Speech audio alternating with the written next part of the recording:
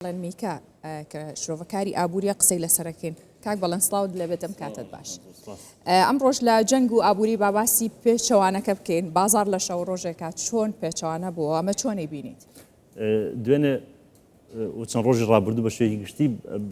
ینی بازرگانان و دامەزراوەکان ترسیان هەبوو لە ئەو هەڵکشانی زیاتری ئەو شەڕە لە بین ئیسرائیل و ئێرانە هەبوو و کارگەی لەسەر بازاڕی وزە و بازاڕی پشکەکان و بە شێوەیەکی گشتی بازاردارایەکان هەبوو بەڵام دوێنێ دووشت هاوکێشەکان پێچەوانە کردەوە ینی دوێنێ و بەرەبەیانی ئەمڕۆ ئێوارەی دوێنێ ئەو هێرشەی کە ئێران کردێ سەر پێگە بنکە سەربازیە ئەمریکەکە هێرشێکی سنووردار بوو ینی کەمتر بوو لەوەی کە چاوەڕوانەکرا دوێنێ دووسێ سیناریۆ هەبوو کە باسەکرا ینی وەڵامی ئێران بدرێتەوە بۆ ئەمریکا یەکێک لە سیناریۆکان داخستنی گەڕووی هورمز بوو کە دوێنێ باسمان کرد ئەگەرێکی دوورە سیناریۆی دوای ئەوە لێدانی بنکەیەکی سەربازی ئەمریکی بوو کە لە ناو ئیسرائیلێک یەکێک لە هەستیارترین بنکەکانی ئەمریکا دانرێت لە جیهانە ئەوە ئەگەری دوم ئەگەری سێم لێدانی یەکێک لە بنکەکان بوو لە وڵاتانی کەندا و عێراقیش لە ناویە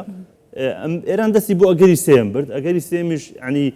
ئەو هێرشەی کە کردی هێرشێکی ئەوەندەی ڕەمزی بوو هێرشێ نەبوو بە ئامانجوی زیان بە ئەمریکا بگەێنێ هێرشێکی ڕەمزی بۆی بە بڵێ ئەوە من وەڵامی ئەمریکا دەدەمەوە هێرشەکەمە سەر ئەمریکا ئەوە وای کرد ینی ئەو ترسە بڕەوێتەوە کە ئێران ئیتر دەست بۆ دوو بژاردەکەی پێش ئەوە نابا ئەوەی کە زۆر خەتەر بوو مەسەلەی داخستنی گەروی هورمز بوو کە ئەو ئەگەرە کۆتایی هات دوێنێ باسمان کرد کە زۆر لاوازە چونکە هیچی دیکەی بەدەستەوە نامێنێت خەت ڕەجعی نامێنێت ینی یاڵی گەڕانەوەی نامێنێت بۆیە ینی هەم بە شێوەیەکی گشتی ینی ئاوا سەیری دۆخەکە ئەکرێت کە ئیتر ئاڵۆزیەکە هەڵکشانی ئاڵۆزیەکە کۆتایی هات ئێسەوە دوای ئەوەش کە ئەگربەستەکە ڕاگەنرا ئیتر ینی هەموو دڵنیا بوونەوە لەوەی کۆتاییەت ئێستا تقریبا 15-16 ساعتە دۆخەکە خەریکە ئاسایی بۆتەوە وردەوردە لە دوێنێ ینی بەرەبەیانی ئەمڕۆ و ینی چاوەڕوانەکان بۆ شوێن کە دیسان دەست پێ نکاتەوە بە زووی و ئاڵۆزیەکەش هەڵکشێ ئەگەر دەستیش پێ بکاتەوە ینی شتی وا قورس نابێت کە بازاڕەکان دیسان بشڵەژێنێتەوە دوێنێش باسی ئەومان کرد کە بازار خۆی ئامادە کرده بوو بۆ ئەم هەم بۆ سیناریۆکان هەم بە شێوەیەکی درامی ئەم کارانە ڕۆشت باشە با بینە سەر باسی دینار و تمەن باسی دینار و تمەن بکەین بە تایبەت کاک بەڵێن پێشتر کە سیرمانە کرد هێرشێکی کەمیش هەبووە هەر ئەگەری دانوستان و ڕێگ نەکەوتن و ئەمە کاریگەریەکی ئەو توێ خستە سەر بەهای تومەنی ئێرانی کە زۆر لە کاتی شەڕەکە زیاتر بوو بەهای تومەن لە ماوەی پێشوە بە دووسێ ئاراستە جوڵاوە ئەمێ شتێک ڕوونکەمەوە بەهای تومەن لەژێ کاریگەری دووسێ فاکتەرایە یەکێک لە فاکتەرەکان ئابووریە ینی یەکێک لە فاکتەرەکان ئابووریە بەهۆی ئەو سزا و ئەو دۆخە ئابووریدارایی کە ئێران بەسەریا سەپێنراوە ینی هەر ئۆتۆماتیکی بەهای تومەن خۆ هێ لاوازە لەبەر ئەو دۆخە ئابووری کە تایەتی لەسەر و دۆخە ئابووریەکەوە دۆخە سیاسیەکە زۆر کاریگەری لەسەر تومەن هەیە یعنی ئێستا ئەگەر فاکتەری سیاسی لەسەر بەهای تومەن لابەری تقریبا بەهای تومەن ئەبێت لە 4 ملیۆن 3 ملیۆن 5 ملیۆن ئەلەو بینەیە بمێنێت ینی بەهای $100 بۆ 4 ملیۆن 5 ملیۆن بمێنێتەوە ینی ئەو معادلەی کە هەیە بۆ لەبەرەوەی فاکتەری ئابووریەکەی هەر ئەمێنێت ینی بۆ منە کێشەی ئێران لە دابڕان لە سیستەمی بانکی جیهانی کێشەی کەمی سەرچاوی دارایی یعنی پەراوێزخستنی لە ڕووی سیستەمی ئابووری جیهانیە ئەم کێشانەی هەر ئەمێنێت ینی چاوەڕوان ناکرێ وازوو ئەم کێشان چارەسەر بن بەڵام ئەگە فاکتەرە سیاسەکە دەرکەی ینی مەسەلەی شەڕ و مەترسی شەڕ و مەترسی سیاسەکان لەسەر دەرکەی لەوانەیە $100 بۆ نزیکەی ئەلەم دۆخەیە بە نزیک مەودایە تا 7 ملیۆن و ئەوانە تا 6 ملیۆن بۆ نمونە بێت بەڵام کاتێک بەهای تومەن لە خوار 5 ملیۆن و 4 ملیۆن بینی کە فاکتەرە ئابووریەکانیش کێشە ئابووریەکانیش وردەوردە بەرەو چارەسەر بڕۆن ئەوەش بەچی ئەبێ بە هەڵگرتنی سزاکان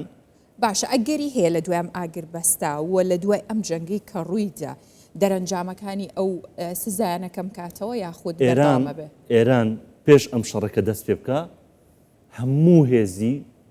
هەموو هێزی دیبلۆماسی خۆی بۆ ئەو بەکارێنە لانی کەم بەشێک لە سزاکانی لەسەر هەڵگیرێ یعنی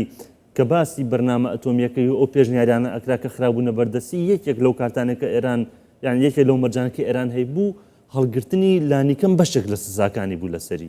ئێستش کە بۆ نمونە ئاگربەز ڕاگەێنراوە و بۆ نمونە لانەی لە ڕۆژانی داهاتوە دانوستان دەست پێ بکاتەوە کۆبوونەوە گفتوگۆ هەبێت لە نێوان لایەنە جیاوازەکانە ئێران دیسان ئەم داواکاری ئەبێت ینی ئەوە داواکاریەکی بۆ ئێران زۆر زۆر ڕواایە بۆ خۆی کە ئێوێ ئابوووریەکەی بە بۆنەی ئەو سزانەوە وردە ببوژێنێتەوە کە ئەگە بەشێک لە سزاکانی هەڵگیرێ ئەوە ڕوو ئەدات وردە سەبارەت بە بەهای تومەن من دووسێ شتە بوو بەڵام لە فاکتەر ئابوووریەکان کایە زیاتر ئێران لە ماوەی بۆ منە 8 ساڵ 9 ساڵی ڕابردووە لە دوای ئەوەی کە ئەمریکا لە دانوستانەکانی 2016 و 15 ئەوانە کشایەوە ئێران سێ کەناڵی هەبوو کە دۆلاری پێگەیشت کەناڵ یەکەمیان بازاڕی هیراتی ئەفغانستان بوو باشە کەناڵی دومیان بازاری سلێمانی بوو لە هەرێمی کوردستان کەناڵی سێمیان بازاری دوبەی بوو لە ئیمارات ئەمریکا لە ماوەی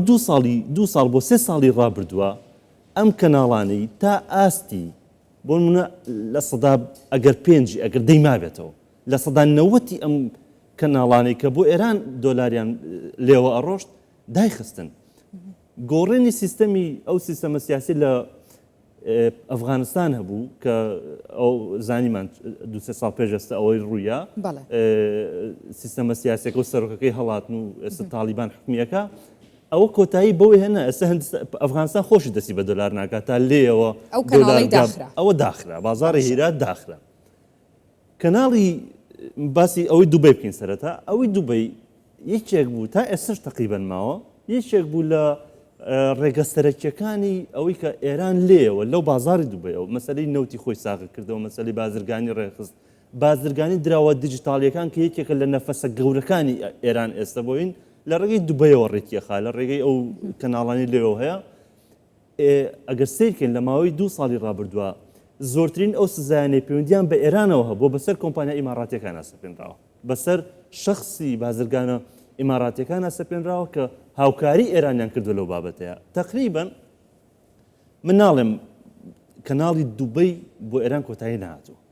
بەڵام تقریبا بۆ خواردنی وەکەم کراوەتەوە باشە لەم کاتەیە کە هێرشەکان بە ئاسمانەوە بوون لە نێوان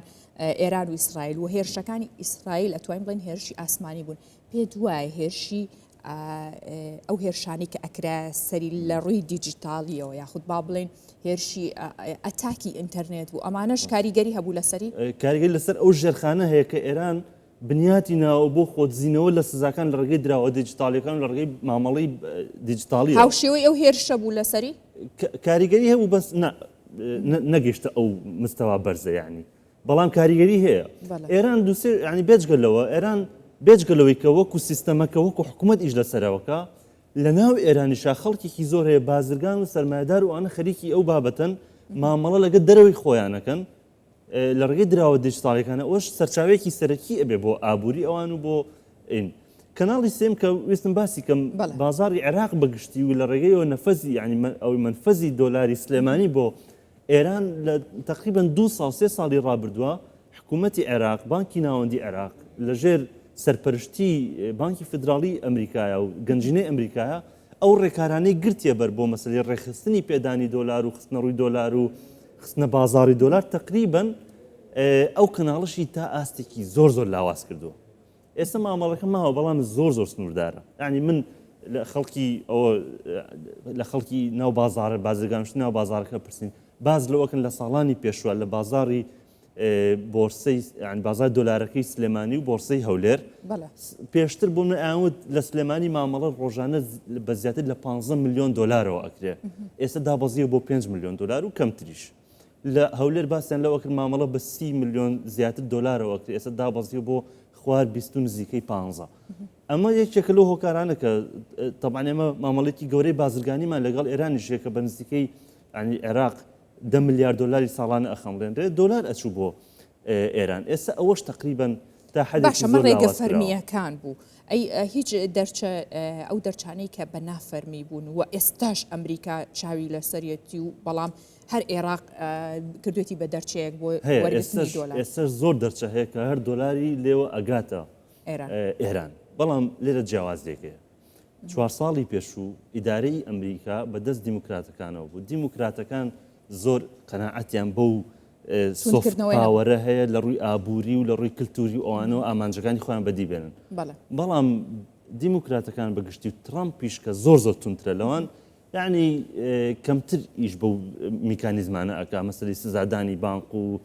سنووردارکردنی ئابووریوانە ناوە تا ئەمە بینیمان لە ڕێگە سەربازی و سیاسەکەەوە کۆتایی بە چیرۆکەکە هێنا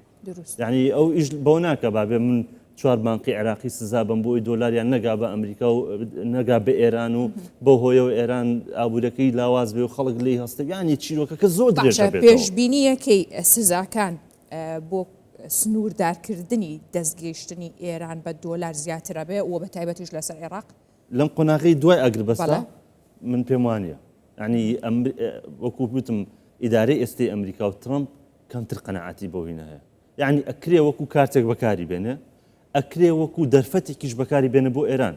ئێستا ینی واتە دەست شلەکە لەسەر عێراق کە دۆلاری زیاتر ئەگەر پابندی و ئاگربەست و ئەو دۆخەبێکە تازەیەتە ئاراوە و ئاشتی ترامپ بینێکی خۆشیە ینی هەموو عقدەی هەیە عقدە ئەوێ نۆبڵی ئاشتی بەدەست بێنە باشە زەرە بێ بۆ عێراقیان ئەگەر ئێران یارمەتی با لەوەی نۆبڵی ئاشتی بەدەست بێنە و کێشە دروست نەکات لە ناوچەکەیە من پێم وایە بەشێ لە ساگانی لەسەر هەڵەگیرە چونکە ترامپ ئامانجێتی هەر بەو ناوە بڕوا زۆر جار واڵەن لەسەر دەبی ترامپ شەڕ کۆتایی بە شەڕەکان بێنێ و ئاشتی لە ناوچەکە بە تایبەتی ڕۆژهەڵاتی ناوەڕاست کە ناوچەیەکی پڕ لە ئاگری شەڕە ئەوێ جۆرە لە ئاشتی بنیاد بنێ بکاتە دەستکەوت بۆ خۆی و خەریکی ئەوەش ینی بەفعلی باشە دەستکەوتەکە کاریگەریە بێت یاخود با بڵین سوودیە بێ بۆ عێراق یاخود عێراق ئێستا بەهای دینار ئێمە ئەگەر ڕێنجێک وەرگین لە ماوەی 3 ساڵی ڕابردەوە بەهای دینار تقریبان لە باشترین دۆخیایەتی یعنی لە ئاڵۆسترین دۆخی سەربازی و سیاسیە بەهای دینار لە دۆخێکی باشە زۆر ینی بۆ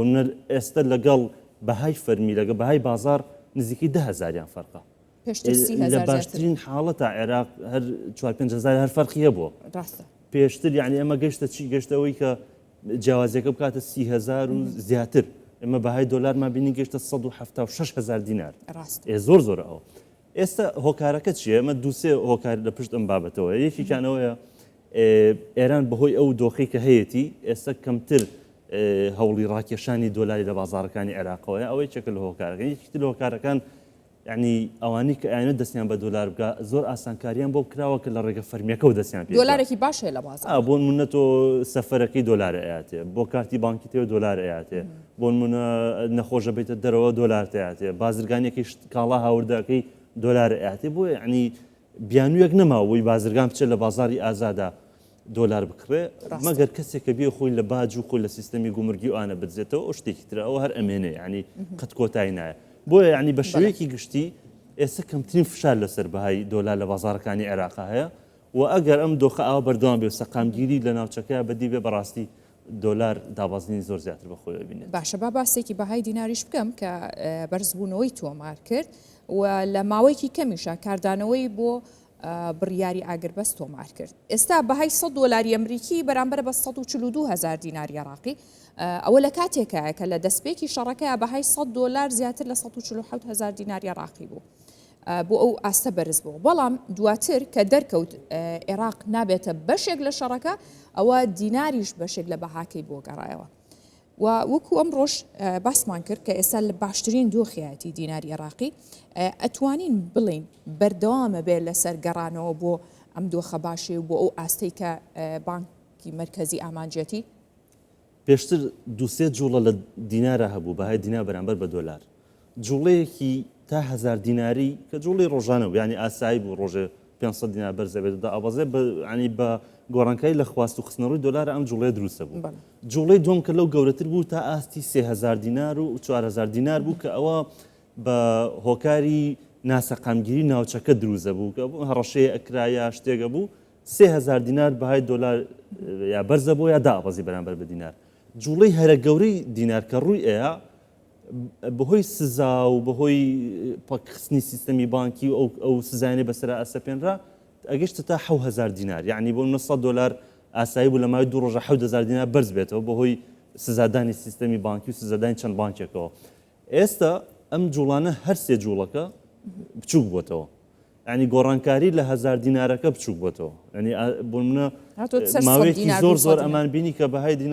بەهای دینار لە 46 و 47 یا ماوەی پێسە لە 42 ئەوانەیە گیری خواردبوو 42 200 ئاهاتەوە 42 یعنی ئەمە ئینەکەی جوڵەکەی بچوو کردێتەوە جوڵەی دوم کە پێشتر 3000 دیناری بوو ئێستا ینی وا دەرەکەی بوو بێتەوە بە 2000 دینار و 1000 دینار باش. جوڵە 1000ەکەی تقریبان نەماوە یعنی بۆ نەماوە بۆ نمونە بەهای دۆلار بەرامبەر بە دینار 42 بووە بزانم شەڕەکە دەستی پێ کرد بەڵێ بەهۆی ئەو شەڕە گەورەیەکە ڕوویە تا 46 توانی بڕوانێت توانین زیاتر ئەویش بۆ ماوەیەکی زۆر کەم کەواتە جوڵە 1000ەکەش بۆتەوە بە 5000 و کەمتر بۆیە یعنی هەموو ئەمانە ئاماژن بۆ ئەوی ئێمە لە داهاتووە ئەگەر سەقامگیریەکی